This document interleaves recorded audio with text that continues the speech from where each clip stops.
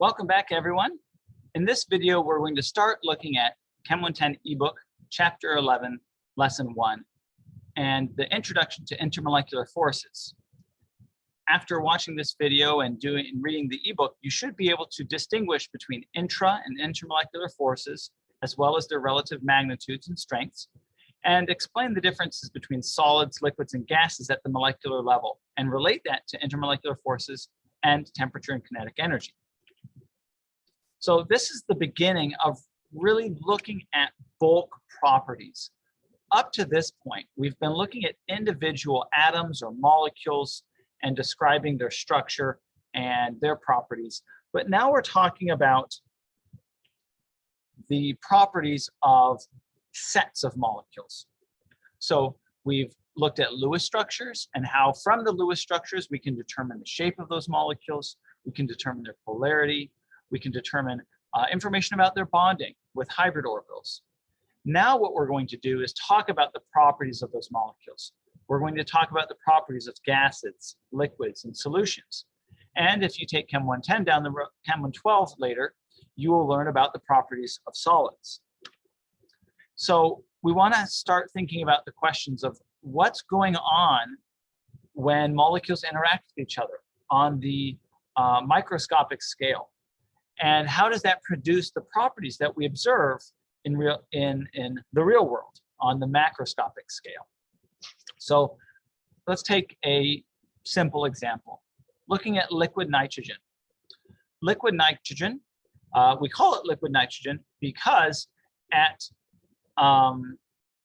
when you collect it, it's going to be mostly in its liquid form and starting to boil off. So if you have a vat of liquid nitrogen, then it's actually very, very cold, and you have to either pressurize it or get it very cold in order to maintain liquid status. It melts, so going from solid to liquid at negative 210 degrees below zero. And it boils, going from liquid to gas, at negative 196. So what we see is that there are interactions between the nitrogen particles. And when those interactions are strong enough, they will form a crystalline structure, the solid phase. If we start to warm up those molecules, then they interact with each other, but not as strongly. And so they will form a liquid. Eventually, if we give those molecules enough energy, then they form gas particles, and there's no real interactions between them. And so the properties of matter, whether it's solid, liquid, or gas, and the levels to which they interact with other compounds and molecules, will depend on the strength of the interaction between those particles. So the bonds that keep molecules together, we also call intramolecular forces. Intra is a prefix that essentially describes what's happening within. So within a molecule, we have intramolecular forces. We also call these bonds. We can also have intermolecular forces, and these are the attractive interactions that hold different molecules or atoms or ions together into groups. So this would be taking two different molecules and having them interact with each other. Those are called intermolecular forces. And intermolecular forces are always going to be a lot weaker than intramolecular forces. So in other words, the covalent bonds or ionic bonds that hold elements together are stronger than the interactions that hold two different molecules together. If we were to break a bond or an interaction, this requires energy. And if we form a bond or interaction, that releases energy. An analogy that I like to use in this scenario is, let's say that you have a couple, and often in English, we say that if the couple is in love, then sparks are flying. So if sparks are flying, then that's giving off energy. So if we form a bond or an interaction between that couple, then it releases energy, sparks are given off.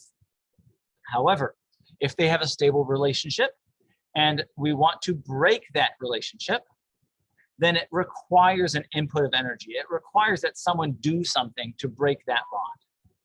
And so that's kind of the analogy that I like to draw. You form an interaction between two things that want to interact, and that releases energy. It becomes more stable. But in order to break that interaction or that bond, it requires an input of energy. We'll delve more into the kinetic molecular theory in chapter 12, but we want to start taking a look at it briefly. This describes the behavior of atoms and molecules at the molecular level. It states that all molecules have kinetic energy, and therefore they always are in motion. And we can relate the kinetic energy of a molecule to its temperature. For gas molecules, the kinetic energy that they have greatly outweighs the intermolecular forces that exist between the particles. For solids, their kinetic energy is much lower than the strength of the intermolecular forces. And for liquids, the kinetic energy and the intermolecular forces are roughly on the same scale. And this relationship between kinetic energy and intermolecular forces gives rise to the properties that we see. Because gases have very low intermolecular forces, then they're able to fly around at high speeds and not interact strongly with each other. Because solids have a very low kinetic energy relative to their intermolecular forces, they stay put, relatively speaking, and they don't move around as much. Liquids have an intermediate level of each, and therefore they're able to flow, but not as quickly as gases. We can also describe the relationship between different phases of matter. We have solids, liquids, and gases. And so we can use what we call a phase diagram to illustrate these different phases and the relationships between them. We'll go more into detail on this later, but we see that there we have the solid regions, the liquid region, and the gas region, and that each line between them represents a process. So this would be melting or freezing. This would be vaporizing or condensing. And this would be subliming or depositing or deposition. As we discussed earlier, molecules are in constant motion.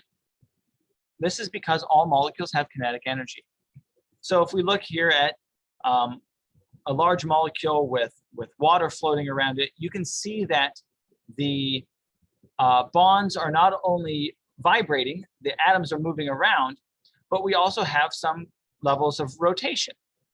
And this is because, again, the molecules always have some level of kinetic energy, and so they're able to move around. We can also describe the motion of particles. I like to use my hands here to demonstrate this. So what we see here is what we have in the case of a solid. They are moving around, they are shaking because they have kinetic energy, but their relative positions remain the same. For liquids, we can see that they're able to flow more easily, so they have an increase of kinetic energy, but not enough to break all of the intermolecular forces. Whereas gases, we can break all of the intermolecular forces that exist between them, and therefore they're flying around all throughout. That's it for this video. Thanks for watching. Have a wonderful day.